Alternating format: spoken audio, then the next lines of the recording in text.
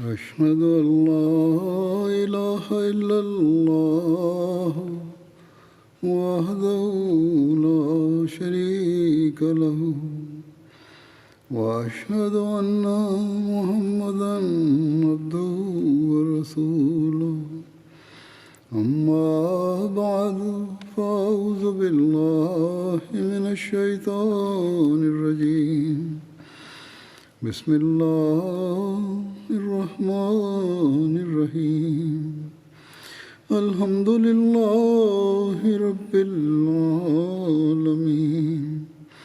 الرحمن الرحيم مالك يوم الدين إياك نعبد وإياك نستعين اهدنا الصراط المستقيم صراط الذين أنعمت عليهم غير المغضوب عليهم ولا الضالين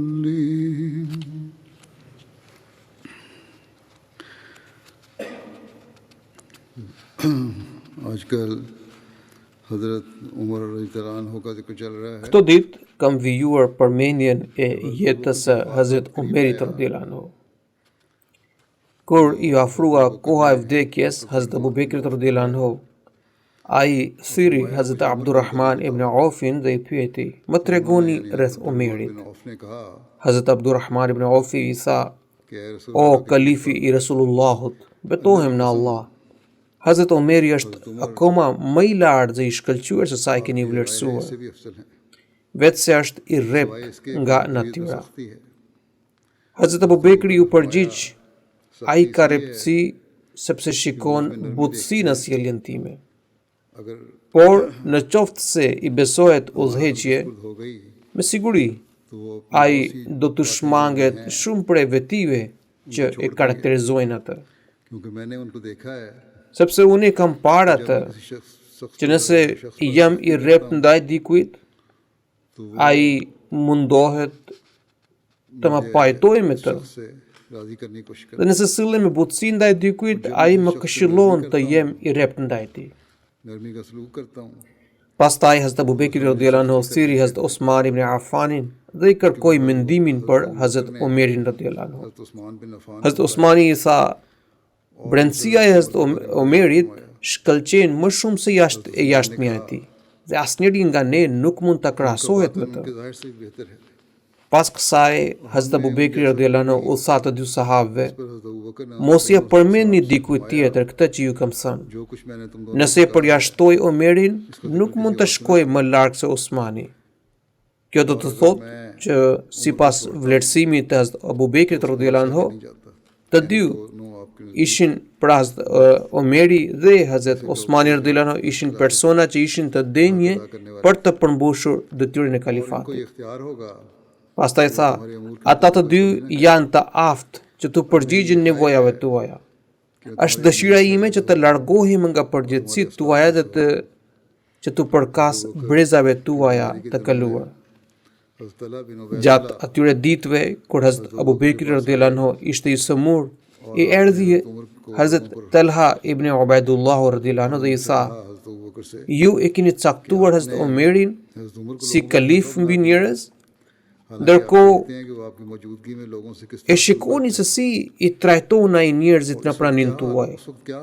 A imagjinoni si do të jetë gjendja kur ai do të jetë vetëm dhe kur ju do të qëndroni para Zotit tuaj dhe ai do t'ju pyes për pasardhësin tuaj?" Hazrat Abu Bekri radhiyallahu anhu i tha: "Më ndihmoni të ulem." Njerëzit e mbështetën që të ule. Pastaj Hazrat Abu Bekri i tha: "A më friksoni nga Allahu? Kur të takoj Zotin tim dhe ai do të më pyes, unë do t'i përgjigjem që unë e kam zgjedhur njeriun më të mirë nga robrit e tu, si kalif mbi njerëz."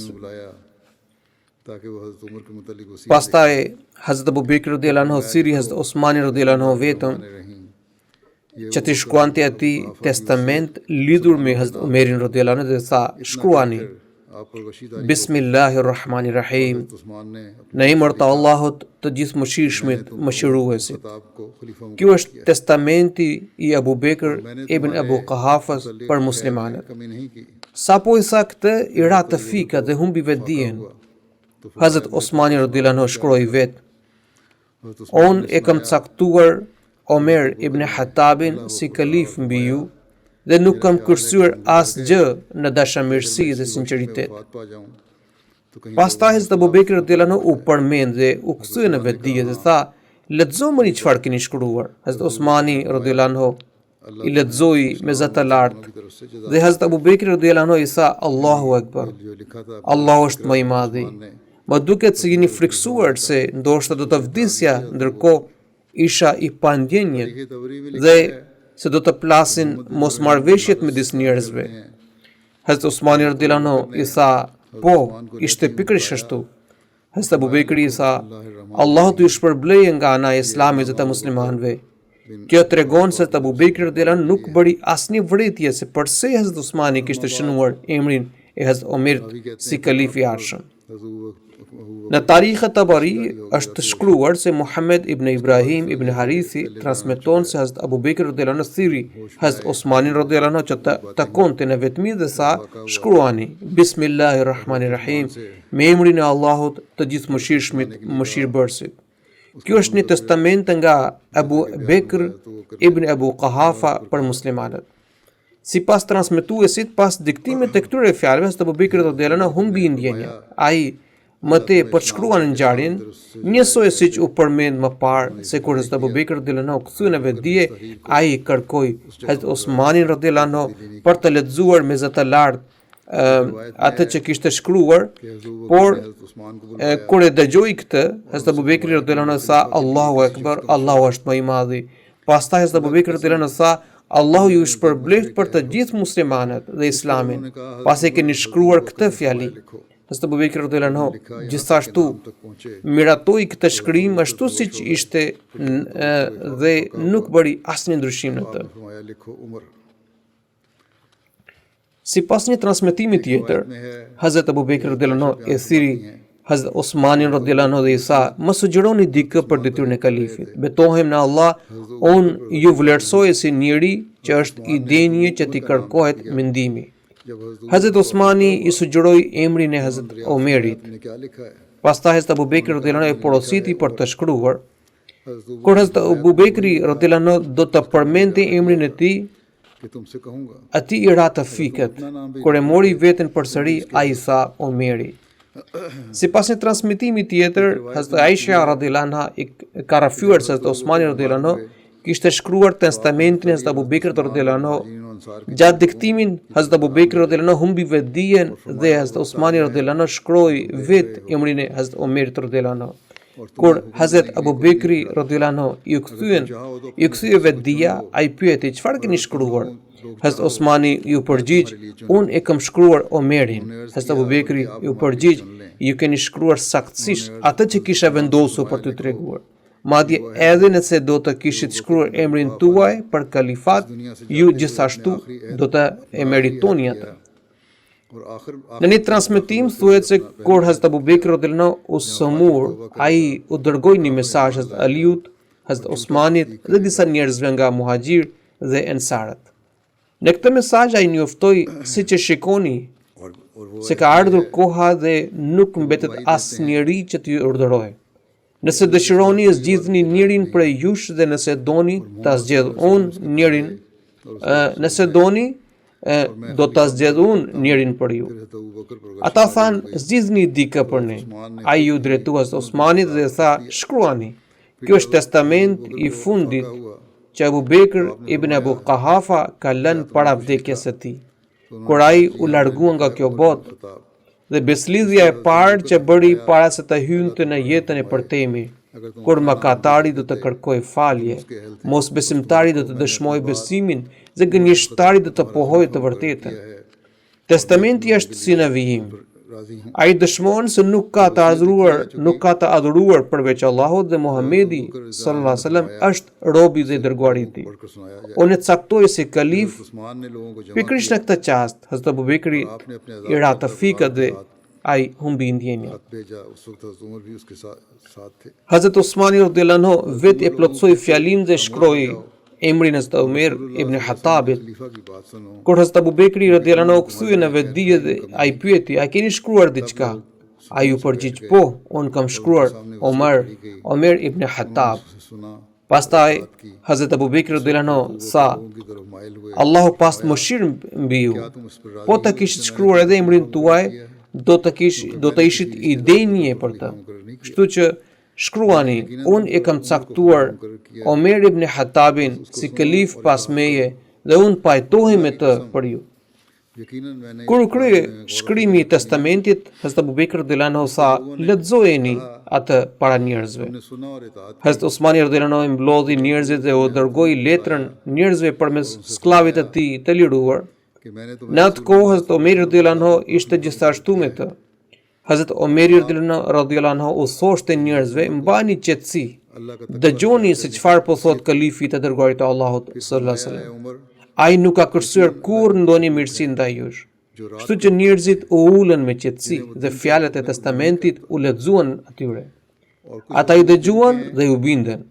Në atë moment Hazrat Abu Bekri radhiyallahu anhu i u drejtua njerëzve dhe pyeti, a pajtoheni me atë të cilin unë e kam caktuar kalif mbi ju? Sepse unë nuk kam caktuar dikë prej të afërmëve të mi si kalif mbi ju. जिनके हक Unë e kam zgjedhur Omerin si kalif për ju. क़यामत के दिन तराजू भारी होंगे, Andaj dëgjojeni dhe bindjuni atij. की पैरवी करेंगे, Betohem në Zot, kam menduar gjerë e gjatë rreth kësaj çështjeje. भारी होंगे क़यामत Të pranishmit i thanë, ne kemi dëgjuar dhe ne i bindemi. बात हक है। Atëherë Hazrat Abu Bekr radhiyallahu anhu sirjes të Omerin dhe tha, वही बात रखी जाएगी unë ju kam caktuar si kalif mbi sahabët e të dërguarit të Allahut sallallahu alaihi wasallam. इन्हीं लोगों के तराजू Pastaj Hazrat Abu Bekr radhiyallahu anhu e porositi në lidhje me takuan. होंगे, Pastaj tha, o Omer, sigurisht Allahu ka disa të drejta që duhen përmbushur gjatë natës नहीं कर रहे थे। dhe ai nuk i pranon ato gjatë ditës. Ai gjithashtu ka disa të drejta që zbatohen gjatë ditës dhe që ai nuk i pranon gjatë natës. कि जब भी इसमें Me të vërtet, ai nuk pranon veprat vullnetare derisa nuk përmbushen veprat e detyrueshme. क्या तुम नहीं देखते O Omer, a nuk shihni se peshorja është e rëndë vetëm për ata që ndjekin të vërtetën, dhe kështu peshoret e tyre do të jenë të rënda në ditën e fundit. रगबत रखने वाले Kjo është e vërtetë se në peshore do të vendosen vetëm ato gjëra që mbajnë peshë. O Omer, a nuk shihni që peshorja do të mbetet e lehtë vetëm për ata, bilanci i veprave të cilëve do të jetë i lehtë ditën e fundit, pasi ata ndoqen gënjeshtrën, e cila nuk mban asnjë peshë. ऐसे जिक्र किया है। Kjo do të thotë, ata e ndoqen të vërtetën dhe nuk bën vepra të devotshme. करता हूँ Prandaj në ditën e gjykimit peshorja e tyre do të jetë e lehtë, madje në lidhje me peshoren që nëse vendoset gënjeshtër në të, peshorja do të mbetet e lehtë. बुराइयों से दरगुजर कर दिया है। O Omer, a nuk shihni se ajetet me reptësi janë shpalur krahas ajeteve të butësisë në mënyrë që besimtarët të tërhiqen pas diçkaje, si dhe të ndjenë frikë për diçkaje? Nga njëra anë, ata ndjenë ngazëllim duke bërë vepra të devotshme dhe në të njëjtën kohë të ndjenë frikë ndaj Allahut. लेना नहीं चाहता Ata nuk duhet të kenë asnjë dëshirë që nuk lidhet me Allahun. पर है Po kështu nuk duhet të friksohen veprimeve që burojnë nga ata. जो मैंने O Omer, होका a nuk shihni se Allahu i ka përmendur ऊँटनी तलवार banorët e zjarrit vetëm për shkak të veprave të tyre të liga.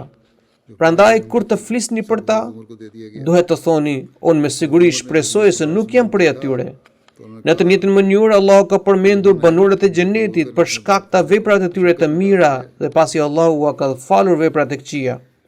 Tani kur ti përmendni ata, thoni, बयान करते हैं। a u ngjajnë veprat e mia किसी ने पूछा veprave të tyre? पूछा Për këtë duhet të pyesni zemrën tuaj. जो ज़माने जाहिल Kur ju afrua koha e vdekjes së Abu Bekrit radhiyallahu anhu, ai tha, kthejuni muslimanëve pasurinë e tyre që ne posedojmë. खाई जाती है। Unë nuk dua të mbaj asgjë nga kjo pasuri. Muslim Pronat e mia, të cilat ndodhin në filan vende, unë i jap në këmbim të asaj pasurie që i kisha marrë nga Betul Mali, pra nga drejtoria e financës. किया Këto prona përbëheshin nga toka, nga një deve, një shërbëtor që mprehte shpata dhe një qarqaf që kushtonte 5 dirham. Këto të gjitha ju dorëzuan Hazrat Omerit radhiyallahu anhu. Kur Hazrat Omer radhiyallahu anhu pa këto sende, ai tha, ai, do me thënë Hazrat Abu Bekri radhiyallahu anhu, ka vendosur pasardhën e tij në një vështirësi të rëndë.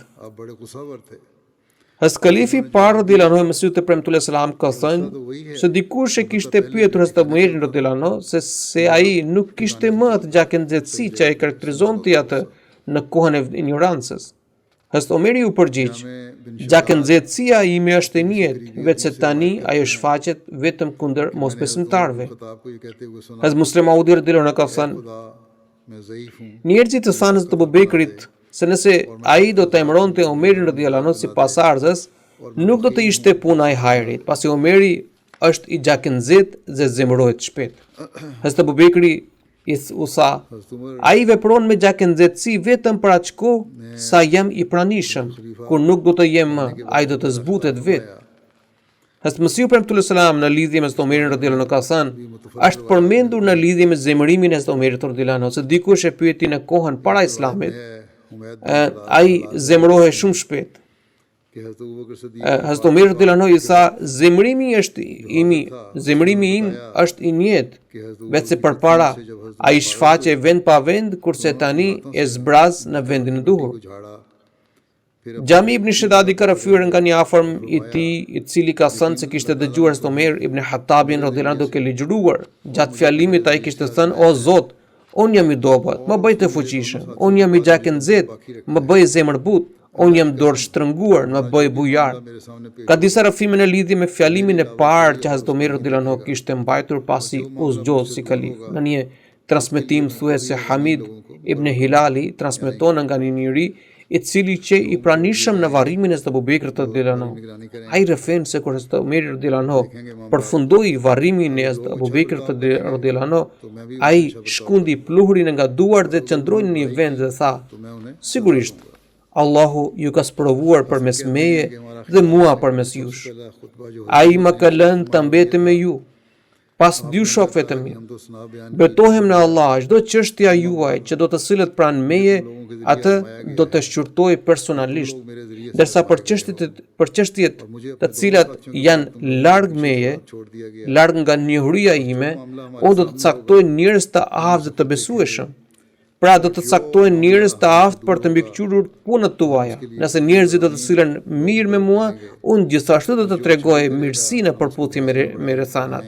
Por nëse ata kryen veprime të liga, unë do të ndeshkoj sipas rrethanave. Hasani i ka thënë, ne mendojmë që fjalimi i parë që Hazrat Omer radhiyallahu anhu kishte mbajtur është si vijon. Së pari ai e lavdroi Allahun e mandej i tha, unë jam sprovuar nga ju dhe ju jeni sprovuar nga unë. Pas dy shokëve të mi, unë kam mbetur me ju. Atë çështje që do të kem përpara do të shqyrtoj vetë, ndërsa çështjen që do ta kem larg meje, për ta hetuar atë, do të caktojnë njerëz të aftë e të besueshëm. Ai që do të veprojë me mirësi, unë do ta mbështes në punë të mira, ndërsa ai që do të bëjë të keqen, unë do të marr masat ndihmore ndaj tij. Allahu më fal mua dhe ju. Jami ibn Shedadi transmeton nga babai i tij se kur Hazrat Omer radhiyallahu anhu u ngjit në mimber, fjalët e tij të para ishin si në vijim. Ai tha, Allahumma inni shadidun falayyini, wa inni dha'ifun faqawwini, wa inni bakhilun fasakhini. O Allah, unë jam i gjakënxehtë, më bëj zemër butë. Unë jam i dobët, më bëj të fortë. Unë jam dorë shtrënguar, më bëj bujar.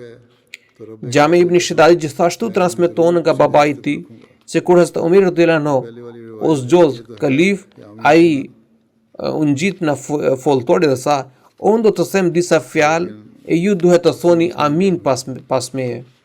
Këto ishin fjalët e para që Hazrat Omer radhiyallahu anhu kishte thënë pasi ai u zgjodh kalif. Hussein Muri rrëfen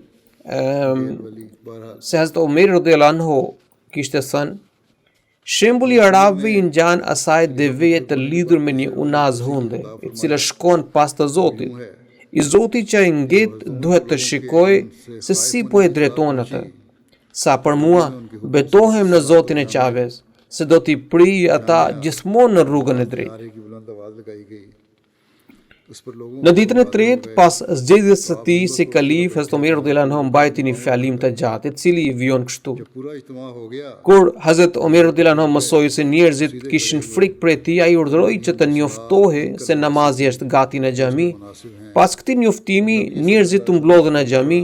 Hazrat Omer radhiyallahu anhu u ul në foltore, pikërisht ku qëndronte Hazrat Abu Bekr radhiyallahu anhu në këmbë. Kur u mbush xhamia, ai u ngrit dhe lavdroi Allahun dhe i dërgoi lutje dhe salavate të dërguarit të tij sallallahu alaihi wasallam. Më pas ai tha: "Kam mësuar që njerëzit kanë shprehur frikë ndaj gjakënxehtësisë dhe zemërimit tim.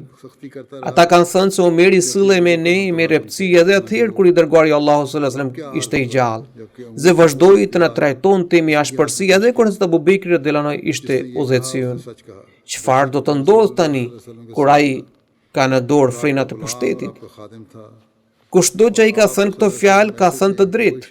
Vërtet unë isha me të dërguarin e Allahut sallallahu alaihi wasallam dhe isha shërbëtori dhe robi i tij. E dërguari Allahu sallallahu alaihi wasallam gjendi në shkallë kaq të arrirë të butësisë dhe mshurisë, saqë askush nuk mund të arrijë atë. Allahu i kishte mishëruar atë me këtë cilësi dhe i kishte dhënë dy nga emrat nga atributet e tij, përkatësisht Ar-Rauf, do me thënë i zemshur, dhe Ar-Rahim, do me thënë mëshirbërësi. Isha si një shpatë e zhveshur që nëse do të donte profeti sallallahu alaihi wasallam, ai të më ngjishte në këllëf dhe nëse më linte, unë të vringëllija djastës dhe majtës. Ashtu vazhdoi derisa profeti sallallahu alaihi wasallam ndroi jetë. Ai ishte i kënaqur për me dhe i jam mirënjohës Zotit për këtë nder të madh. Pastaj Abu Bekr radhiyallahu anhu bë udhëheqësi i muslimanëve. Askush nga ju nuk mund ta mohojë mirësinë, butësinë dhe dhemshurinë e tij. Unë isha shërbëtori dhe ndihmësi i tij. Unë e bashkoja forcën time me butësinë e tij dhe bëhesha shpatë e zhveshur për të. Unë gjithmonë rrija në dorën e tij, që nëse donte të më ngjiste në këllëf e nëse donte të më linte, që të vringëllija gjithkund. Unë qëndrova pranë tij njësoj, derisa Allahu i madhërisëm i dha vdekje dhe ai ishte i kënaqur për meje. Alhamdulillah, ky është një nder për mua. O njerëz, tani unë jam zgjedhur udhëheqësi juaj. Të dini se tashmë ajo gjakënxehtësi është topitur. Megjithatë ashpërsia ime do të shfaqet kundër atyre që bëjnë mizori dhe shkelin të drejtat e muslimanëve. Kundër jush më është dobësuar repësia, megjithatë ajo do të plaset para kundërshtarëve. Ata që janë të sinqertë, besimtarë dhe të vërtetshëm për jush do të gëzojnë mirësjellje më të madhe nga unë, sesa ajo që ekziston midis jush. Por nëse gjeta dikë që sille me mizori, ushtron dhunë apo u shkel të drejtat të tjerëve, me siguri unë do ta rrezoj për tokë dhe unë do të vendos këmbën time mbi faqen e tij derisa ai të kuptojë të vërtetën. O njerëz, ju keni shumë të drejta ndaj meje, të cilat do t'ju përmend. Në rast se unë nuk i përmbush, ju mund të më kërkoni llogari. Ju keni të drejtë që unë të mos fshe asgjë nga paratë që duhen shpenzuar për mirëqenien tuaj. E njëjta gjë vlen për çdo plaçk lufte, përveç se të përcaktoj një pjesë të saj në rrugën e Allahut. Ju keni të drejtë që ato para të shpenzohen sipas porosive të Kuranit. Ju keni të drejtë që unë vazhdoj të paguaj pagat dhe ndihmat tuaja. Ju gjithashtu keni të drejtën që unë të mos ju çoj në vende të rrezikshme dhe nëse merrni pjesë në ekspedita ushtarake dhe ndodheni larg shtëpive tuaja, unë të kujdesim për familjet tuaja si baba, derisa të ktheheni. Unë e them këtë sot dhe i kërkoj falje Allahut për veten time dhe për veten tuaj.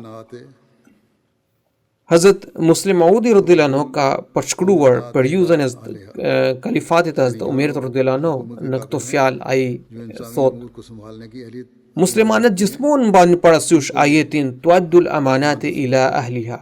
Do me thënë dorëzojuni amanetet atyre që janë të aftë për të drejtuar çështjet administrative.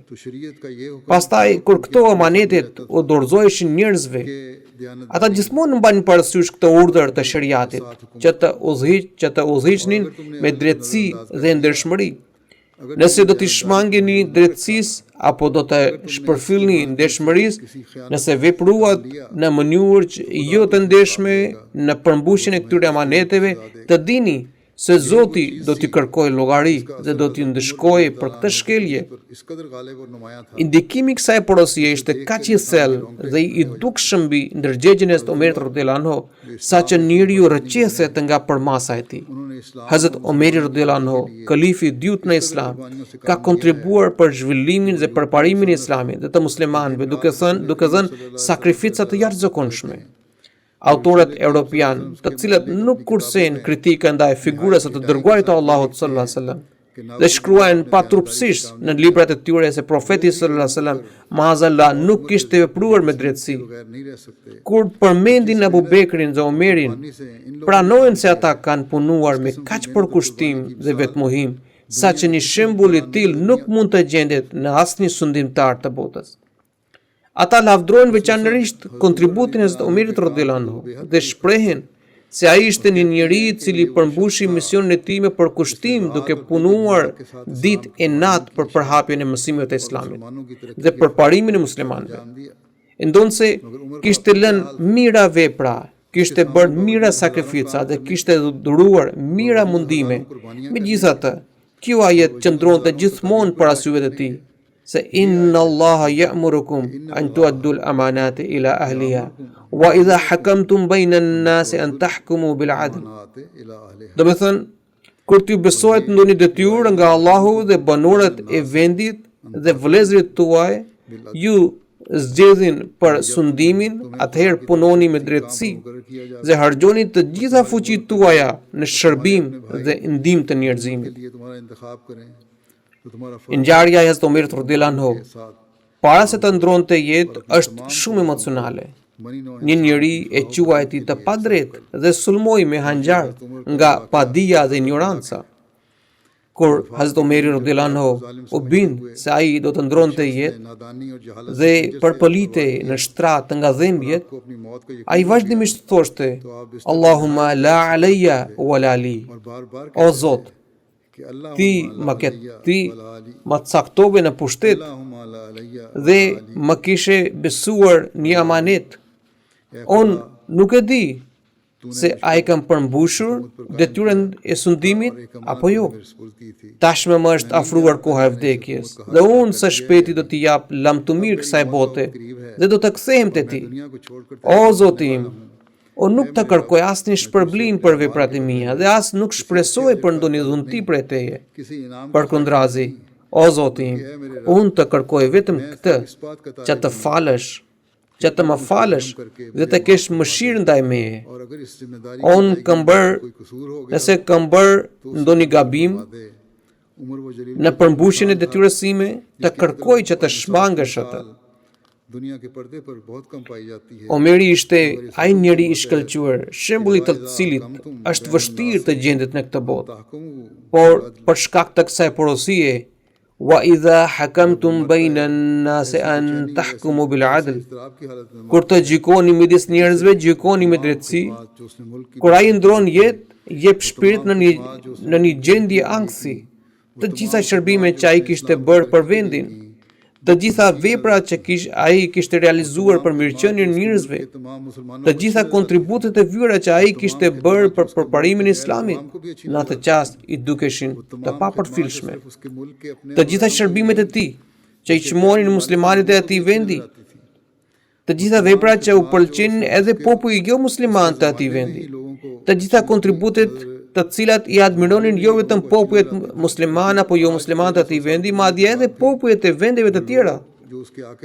Madje veprat e tij i kanë vlerësuar jo vetëm bashkëkohësit e tij, por edhe ata që jetojnë tani pas 13 shekujve, të cilat nuk kursejnë asnjë akuzë ndaj,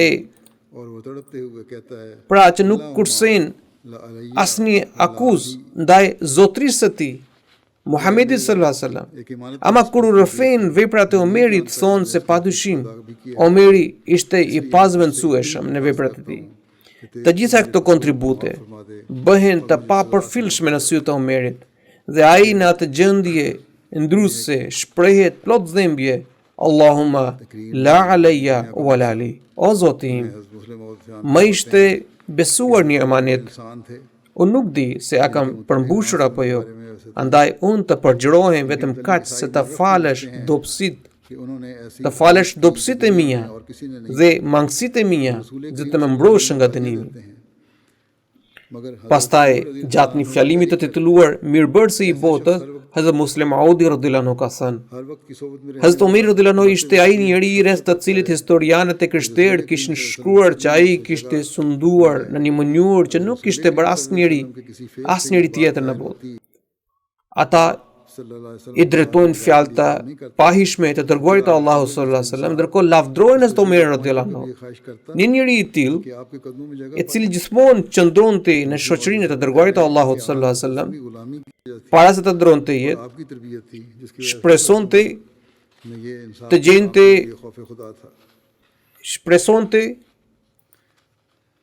të gjente vend pranë varrit të profetit sallallahu alaihi wasallam. Po të bënte I dërguari I Allahut sallallahu alaihi wasallam qoftë një veprim kundër pëlqimit të Zotit, Hazrat Omeri radhiyallahu anhu nuk do të dëshironte kurrë të varrosej pranë tij. Hazrat Musleh Maudi radhiyallahu anhu po argumenton se drejtësia e Omerit radhiyallahu anhu dhe frika e tij ndaj Zotit buronin nga bindja ndaj të dërguarit të Allahut sallallahu alaihi wasallam dhe edukimi që ai kishte marrë prej tij. Hazrat Musleh Maudi radhiyallahu anhu përshkruan respektin e Hazrat Omerit radhiyallahu anhu ndaj Ahle Beitit, pra familjes së të dërguarit të Allahut sallallahu alaihi wasallam. Ai shkruan: Hazrat Aisha radhiyallahu anha kishte jetuar gjatë pas të dërguarit të Allahut sallallahu alaihi wasallam. Kur u triumfua Irani në kohën e Hazrat Omerit radhiyallahu anhu, I sollën mullint në Medinë që punonin me erë dhe buluanin drisë. Me ardhen e këtyre mullinjve filloi të bëhe mielli I imet. Kur u vendos mulliri I parë në Medinë, Hazrat Omeri radhiyallahu anhu urdhëroi që mielli I parë t'i dërgohej si dhuratë Hazrat Aishas radhiyallahu anha. Kështu mielli I holl u dërgua te Aisha radhiyallahu anha dhe shërbëtorja e saj gëtoi pite të holla. Gratë e Medinës, të cilat kurrë nuk kishin parë miell kaq të holl, u mblodhën në shtëpinë e Aishas radhiyallahu anha që të shikonin se si ishte ai brum dhe si ishte buka që gëtuhe prej tij. E gjithë obori ishte mbushur me gra dhe të gjithë po prisin për të parë bukën. Hazrat Musleh Maudi radhiyallahu anhu po drejtohej grave dhe tha: ndoshta po mendoni se ai miell me të vërtetë ishte I veçantë. Jo, ai nuk ishte miell I veçantë. Madje ishte më I trashë se sa ai që përdor një familje e varfër për ditë në shtëpinë e saj. Sot, ndonë se ishte një miell akoma I trashë, megjithatë ishte më cilësor se ai që përdori në Medinë përpara. Sidoqoftë u gëtuan pitet me këtë brumë të holl, gratë u habitën nga cilësia e bukës, ato I preknin pitet plot habije dhe pyesin se a mund të bëjë miell më I holl se ai. Sidoqoftë pitet ishin pjekur dhe pikërisht fillon një histori dashurie e Hazrat Aishas radhiyallahu anha me të dërguarin e Allahut sallallahu alaihi wasallam. Dhe shpërthehen emocionet e saj për të. Hazrat Aisha radhiyallahu anha mori një kafshat të vogël për pites dhe e futi në gojë. Gratë që ishin grumbulluar në shtëpinë e saj sodisin Hazrat Aishën dhe I vështronin fytyrën duke përfituar se ajo ndoshta po kënaqej nga butësia e pites dhe ndoshta e ndjente shijen e saj të veçantë. Por kur ajo kafshat mbeti në fyt, sikur dikush e kishte mbyllur dhe nuk e gëlltiste dot. Lotat e derdhin rëke. Gratë I thanë: brumi është shumë I mirë dhe pita është gjithashtu shumë e butë. Çfarë ju ka ndodhur që ju nuk e ka përdeni dot kafshatën? Madje po derdhni lot. Hazrat Aisha radhiyallahu anha ju përgjigj: brumit nuk I mungon asgjë. Buka është shumë e butë dhe një gjë të tillë kurrë nuk e kam parë. unë nuk emocionohem sepse i mungon diçka brumit, përkundrazi më kujtuan ato ditë kur i dërguari i Allahut sallallahu alaihi wasallam ishte në sëmundjen e tij të fundit. Ai ishte plakur dhe nuk mund të përtypte ushqim të trash, ndërsa ne bluanim grurin me gur dhe i jepnim bukë prej këtij brumi. Pra, ai që na siguroi sot këto të mira u largua nga kjo botë, i privuar prej tyre. Dhe ne po gazojmë këtë nder dhe po shijojmë këto të mira vetëm prej tij. Pastaj nxori kafshatën nga goja dhe tha, largojeni këto pite. Këto më mbeten në fyt dhe më kujtojnë kohën e të dërguarit të Allahut sallallahu alaihi wasallam dhe unë nuk i gëlltit dot.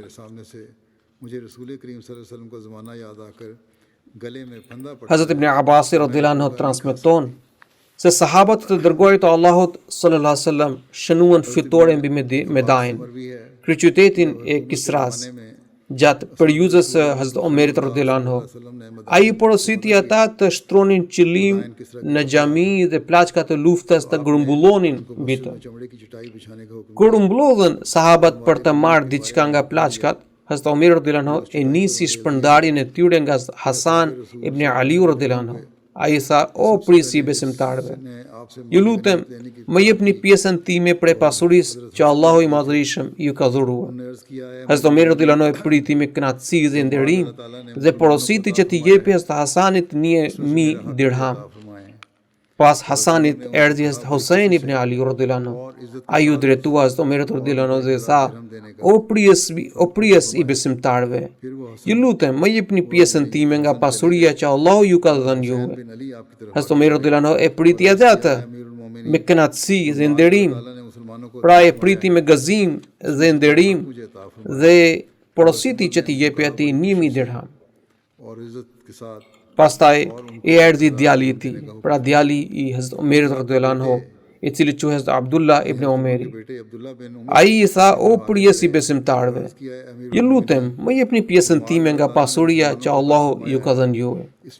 Hazrat Omeri e priti me nderim dhe dha urdhër që t'i jepeshin 500 dirham.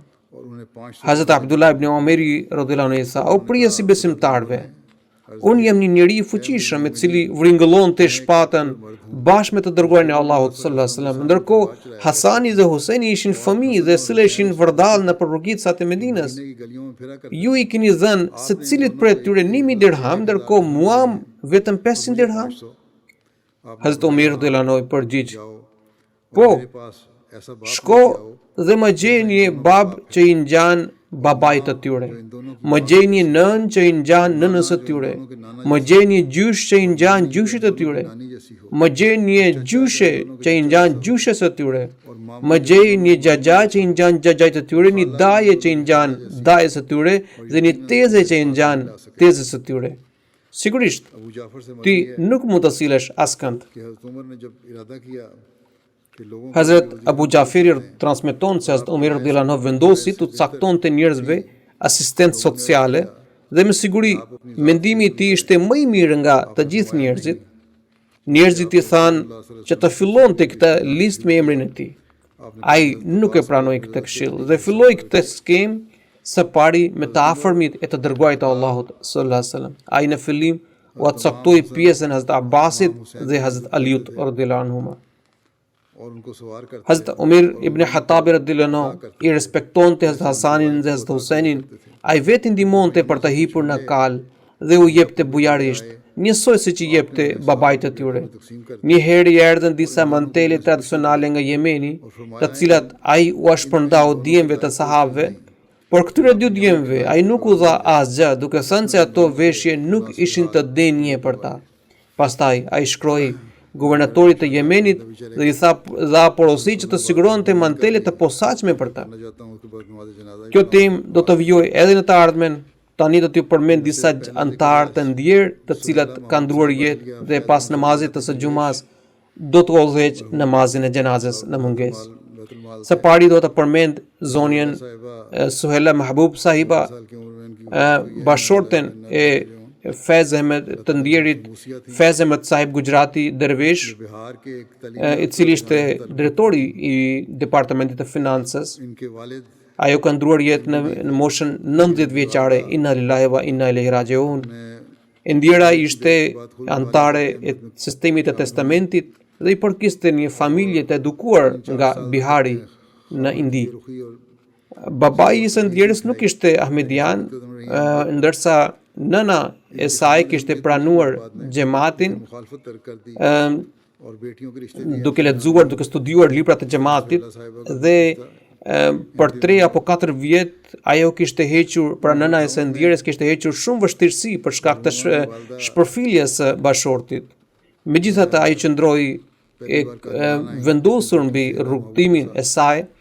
Babai, pra bashorti i saj dhe babai i së ndjerës nuk kishte pranuar xhamatin, megjithatë ai kishte hequr dorë nga kundërshtimi dhe madje kishte martuar vajzat e tij në familjet ahmediane.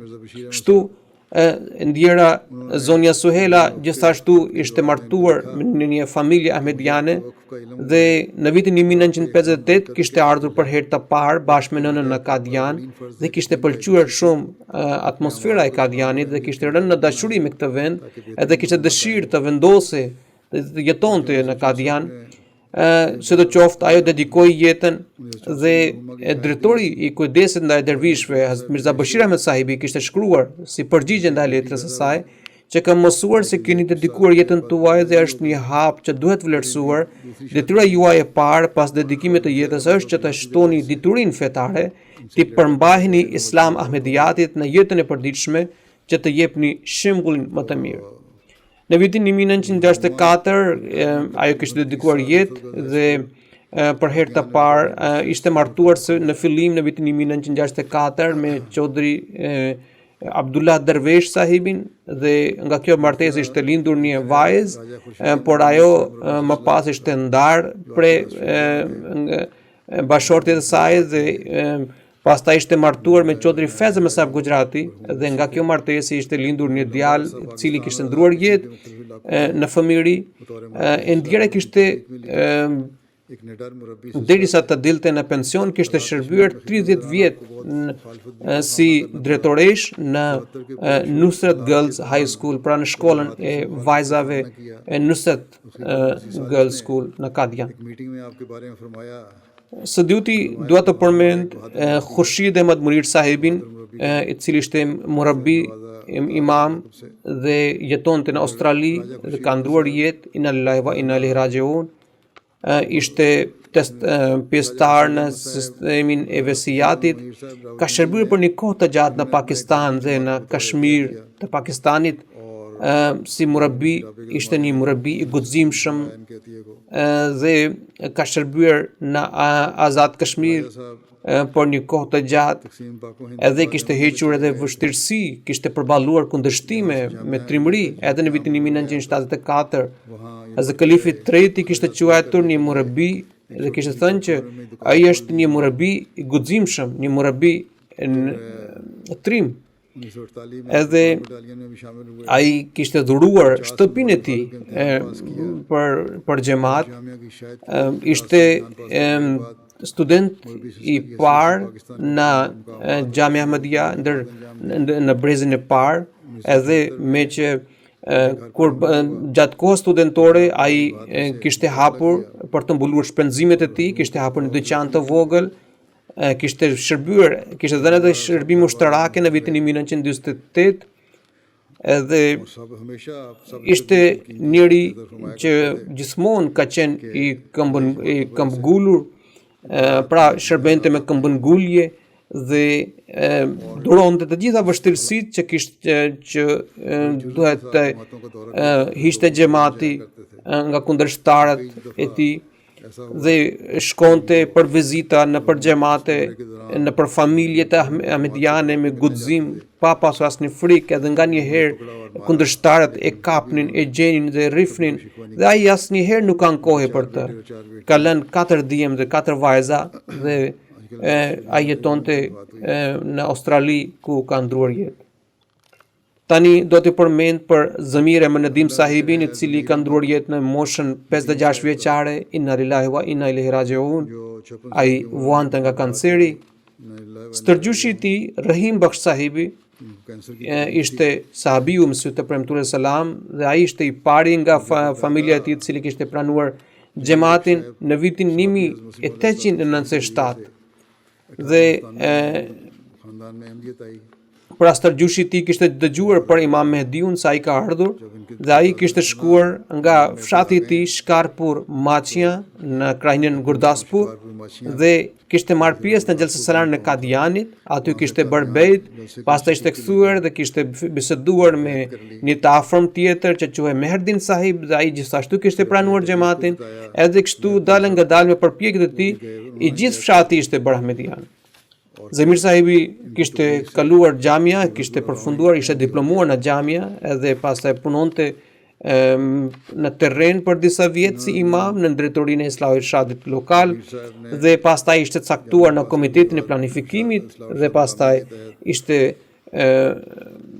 derisa të ndronte jetë kishte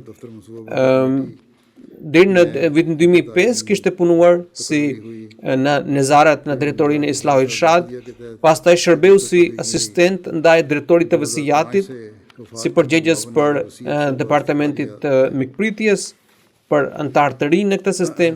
Allah I kishte falur një djalë dhe një vajzë. Djali I tij gjithashtu është murabbi në xhamat edhe I ndjeri dinte shumë mirë si të krijonte marrëdhënie dhe raporte me njerëz. Ishte një basketbollist I shkëlqyer edhe shfrytëzonte këtë aftësi për të krijuar raporte, marrëdhënie me njerëz. Ishte falte namazin e tahajjudit rregullisht, kishte një besim të pashkundur tek Allahu dhe sa herë që kishte ndonjë vështirësi, ai më njëherë falte 2 nafile dhe shkuante letër për lutje kalifit. Dhe ky ishte zakoni I tij. Allah gjithashtu I pranonte lutje dhe adhurimet nafile.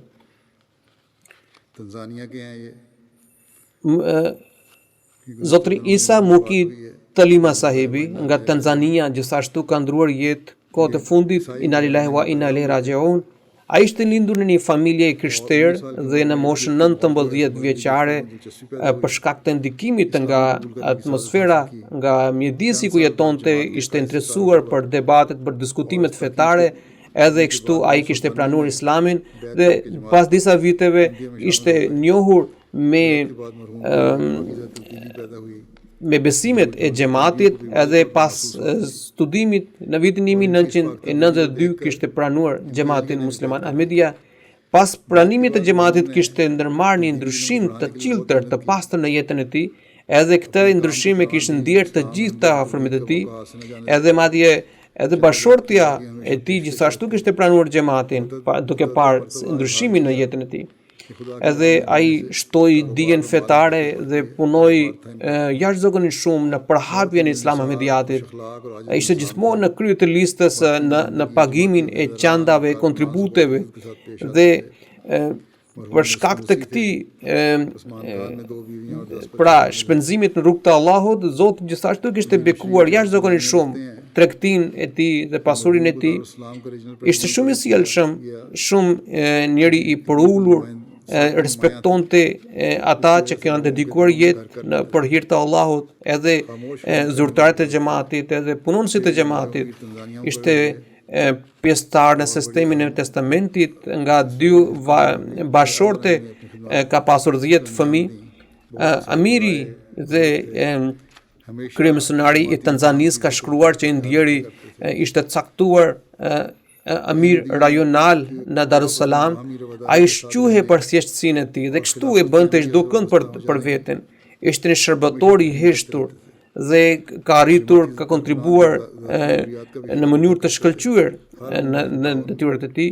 Jepte gjithmonë mendim dhe këshilla të çmuara, edhe gjithmonë kujdese për nderin e xhamatit. Gjithmonë këshillonte për dashurinë, për vëllazërinë reciproke me disa antarëve të xhamatit, edhe gjithmonë u thoshte për të bashkuar pas kalifatit.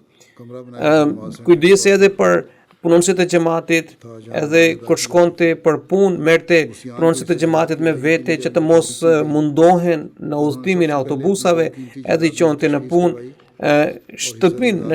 Në shtëpinë e tij ai kishte konvertuar një dhomë në si vendi faljes, aty bëheshin namaze. Ai gjithashtu ka dedikuar 2 pronat e tij të shtrinta për hyrjes e xhamatit. Tani do të përmend Sheikh Mubashir Ahmed Sahib, I cili ishte mbikëqyrës në departamentit të ndërtimit në Kadian, djali I Sheikh Israr Ahmed Sahibit nga Kerang, Odisha, nga India, ka ndruar jetë nga koronavirusi në moshën 33 vjeçare. Inna lillahi wa inna ilaihi rajiun. Ai ishte ahmedian nga lindja dhe ishte një familje I vjetër ahmediane. Ishte njëri që kishte plot virtyte, kujdesi rregullisht për namazin, gjithmonë ishte I gatshëm për të shërbyer xhamatin. Kishte një lidhje të veçantë me xhamin që nga fëmijëria dhe për 8 viteve të fundit po shërbente me në mënyrë të shkëlqyer si mbikëqyrës në departamentit të ndërtimit. Ka lënë pas bashorten 2 vëllezër dhe një motër. Tani do t'i përmend për Saif Ali Shahid Sahibin, I cili ka ndruar jetë në Sydney të Australisë. Inna lillahi wa inna ilaihi rajiun. Ai ishte pjesëtar në sistemin e testamentit edhe nga ana e nënës. Chaudhry Muhammad Ali Sahib ishte sahabiu mësues të Premtullah Salam, po ashtu edhe Chaudhry Game Khan Sahibi, gjithashtu pra ai ishte nipi dhe stërnipi I tyre. Haider Ali Zafar Sahibi është vëllai I të ndjerit, I cili është misionar në Gjermani dhe është zëvendës kryetar I xhamatit të Gjermanisë. Ai shkruan që në vitin 1961, pas shkollës së mesme, ai ishte punësuar në Hyderabad edhe financonte me kontributet e tij shkollimin e 2 vëllezërve të tij të vegjël. Po ashtu kishte shërbyer edhe prindrit e tij. Ishte njëri I komunikueshëm, I sjellshëm, I butë, edhe njëri I thjesht, gjithmonë sille me dhemshuri dhe dashuri me fëmijët dhe me të rinjt, dhe gjithmonë kishte një lidhje të veçantë me sistemin e xhamatit, me kalifatin. Ishte njëri ishte mishërimi I dashurisë dhe bindjes. Gjithmonë predikonte fëmijët për dashuri, për dhe besnikëri me kalifatin, respektonte zyrtarët e xhamatit, edhe nuk dëshironte të dëgjonte asgjë kundër zyrtarëve të xhamatit. Ishte njëri që besonte në lutje dhe falte rregullisht namazin e tahajjudit dhe falte namazin duke përmirësuar, duke zbukuruar atë. Ka shërbuar si sekretari I financës, sekretari I Waqf Jadidi në Pakistan, edhe kalifi 4 rahmetullah alej kishte caktuar si presidenti I xhamatit dhe amir në Mirpur Khas pas martirizimit të doktor Abdul Manan Siddiqit Sahibit.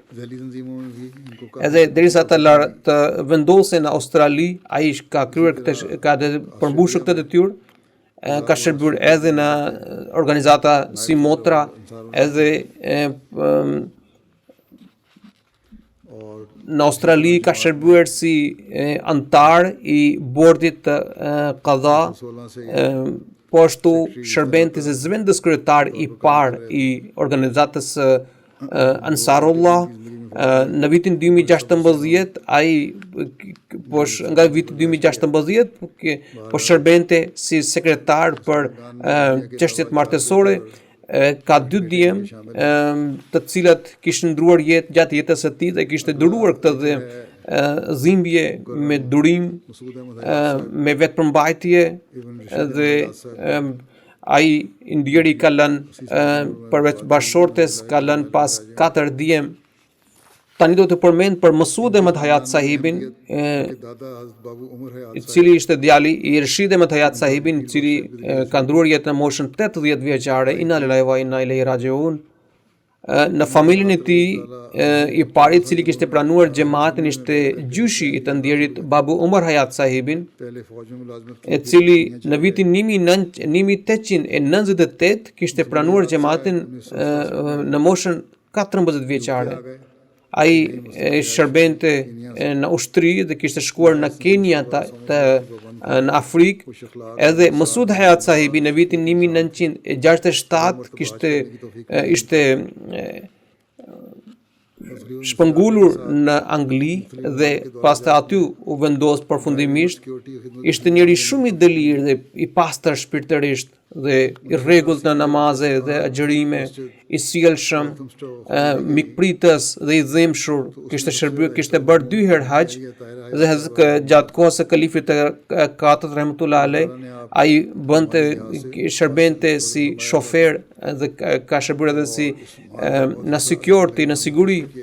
Në vitin 1983 kur është bler xhamia për Betul Ahad, ai dhe bashortja e të ndjerit kishin dhënë kontributin më të madh në blerjen e këtij objekti. Zoti gjithashtu e kishte bekuar dhe i kishte dhënë mbarësi dhe ai shpenzonte ato para në rrugt të Allahut. Ai gjithashtu një pjesë të shtëpisë së tij e kishte dedikuar për xhami.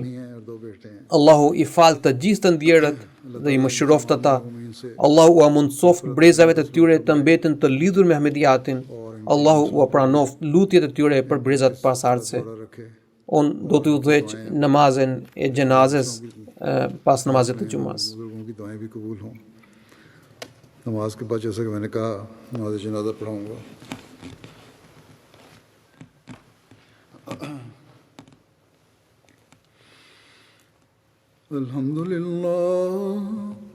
अल्हम्दुलिल्लाह नहमदुहु व नस्तईनुहु व नस्तगफिरुहु व नु'मिनु बिही व नतवक्कलु अलैहि व नऊज़ु बिल्लाहि मिन शुरूरि अनफुसिना ومن سيئات أعمالنا من يهده الله فلا مضل له ومن يضلل فلا هادي له ونشهد أن لا إله إلا الله ونشهد أن محمدا عبده ورسوله.